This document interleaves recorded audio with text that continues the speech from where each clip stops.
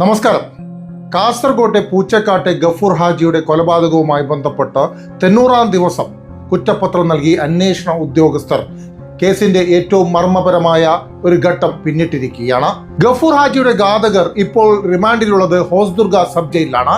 നേരത്തെ ആഡംബര ജീവിതത്തിൽ മുഴങ്ങിയിരുന്ന പ്രതികൾ ഇന്ന് ജയിലിനകത്ത് വീർപ്പുമുട്ടി കഴിയുകയാണ്. ഈ രീതികൾക്കൊക്കെ ഒരു മാറ്റം വേണം. പുറം ലോകവുമായി ബന്ധപ്പെടണം, കേസിന്റെ തന്ത്രങ്ങൾ ചമയണം, എങ്ങനെയെങ്കിലും ഗഫൂർ ഹാജിയുടെ കൊലപാതക കുറ്റത്തിൽ നിന്നും ഞങ്ങൾ രക്ഷപ്പെടണമെന്ന ചിന്തയിൽ കഴിയുന്ന ഇവർക്ക് അത്യാവശ്യം വേണ്ടത് ഒരു മൊബൈൽ ഫോണായിരുന്നു. കഴിഞ്ഞ ദിവസം ഹോസ്ദുർഗ സബ് ജയിലിന് മുകളിലൂടെ പാറിപ്പറന്നെത്തിയത് ഒരു മൊബൈൽ ഫോണാണ്.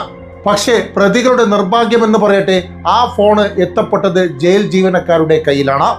ജയിലിലിരിക്കുന്ന ഉവൈസിനും സൈഫുദ്ദീനും വേണ്ടിയാണ് ഫോൺ പറന്നെത്തിയതെന്നാണ് പോലീസ് കരുതുന്നത്. ഈ ഫോൺ ജയിലിനകത്തേക്ക് പറപ്പിച്ചു വിട്ട ആളെയും പോലീസ് ഏതാണ്ട് തിരിച്ചറിഞ്ഞിട്ടുണ്ട്. ഞങ്ങൾക്കും ഇതുമായി ബന്ധപ്പെട്ട് ചില സൂചനകളൊക്കെ ലഭിച്ചിട്ടുണ്ട്. ഈ ഫോൺ പറപ്പിച്ച വ്യക്തിയുടെ പേര് സാജിദ് എന്നാണ്. ഈ ഗഫൂർ ഹാജിയുടെ ഘാതകരുമായി സാജിദിന് നല്ല ബന്ധമാണ്. ഈ സാജിദ് മുഖേനയാണ് ജയിലിനകത്തേക്ക് ഫോൺ എത്തിയതെന്നാണ് പോലീസ് കരുതുന്നത്. എന്തായാലും ഇതുമായി ബന്ധപ്പെട്ട ഒരു അന്വേഷണം ഹോസ്ദുർഗ പോലീസ് FIR രജിസ്റ്റർ ചെയ്ത് ആരംഭിച്ചിട്ടുണ്ട്. അതേസമയം സാജിദുമായി ബന്ധപ്പെട്ട് മറ്റു ചില ആരോപണങ്ങളും ഉയർന്നു വരുന്നുണ്ട്. ജയിലിനകത്ത് കഴിയുന്ന ഉവൈസിനായി മയക്കുമരുന്ന് എത്തിച്ചു എന്നുള്ള ഗുരുതരമായ ആരോപണമാണ് സാജിദ് നേരിടുന്നത്. റിയാസ് എന്ന കാഞ്ഞങ്ങാട്ടെ മയക്കുമരുന്ന് വിൽപ്പനക്കാരനിലൂടെ ജയിലിനകത്ത് കഴിയുന്ന ഷർജഹാൻ എന്ന് പറയുന്ന വ്യക്തി മുഖേനയാണ് ഉവൈസിന് മയക്കുമരുന്ന് ലഭിച്ചിരിക്കുന്നു എന്നുള്ള പ്രധാനപ്പെട്ട വിവരമാണ് ഞങ്ങൾക്ക് ലഭിച്ചിരിക്കുന്നത്. മയക്കുമരുന്നിനായി ഗൂഗിൾ പേ ചെയ്തിരിക്കുന്നത് സിറാജിന്റെ അക്കൗണ്ടിൽ നിന്നാണെന്നുള്ള സൂചനയും ഞങ്ങൾക്ക് ലഭിച്ചിട്ടുണ്ട്. ഇതുമായി ബന്ധപ്പെട്ട അന്വേഷണം പോലീസ് നടത്തണമെന്നാണ് ഞങ്ങൾക്ക് ആവശ്യപ്പെടാറുള്ളത്. ഗഫൂർ ഹാജിയുടെ ഘാതകരായ ഉവൈസിന് വേണ്ടി ജയിലിനകത്തേക്ക് മയക്കുമരുന്ന് എത്തിച്ചു എന്നുള്ള ആരോപണം ശരിയാണെങ്കിൽ അത് ഗുരുതരമായ വീഴ്ച തന്നെയാണ്.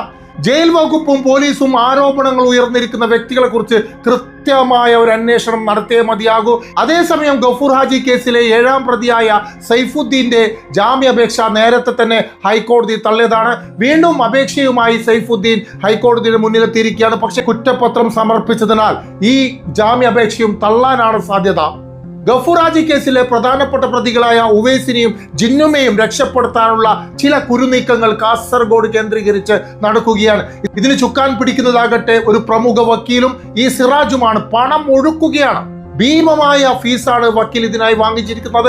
ഏത് വിധേനയും പ്രതികൾക്ക് ജാമ്യം ലഭിക്കണമെന്ന ഉദ്ദേശത്തോടെയാണ് ചില നീക്കങ്ങളൊക്കെ നടത്തുന്നത്. കൃത്യമായി പോലീസിന് മനസ്സിലാകുന്നുണ്ട്. ഇതിന് തടയിടാനുള്ള എല്ലാ ശ്രമവും പോലീസ് ആരംഭിച്ചിട്ടുണ്ട്. ഗഫൂർ ഹാജി ഘാതകരെ ഒരിക്കലും രക്ഷപ്പെടാൻ അനുവദിക്കില്ല എന്ന ദൃഢനിശ്ചയം അന്വേഷണ ഉദ്യോഗസ്ഥർക്കുണ്ട്.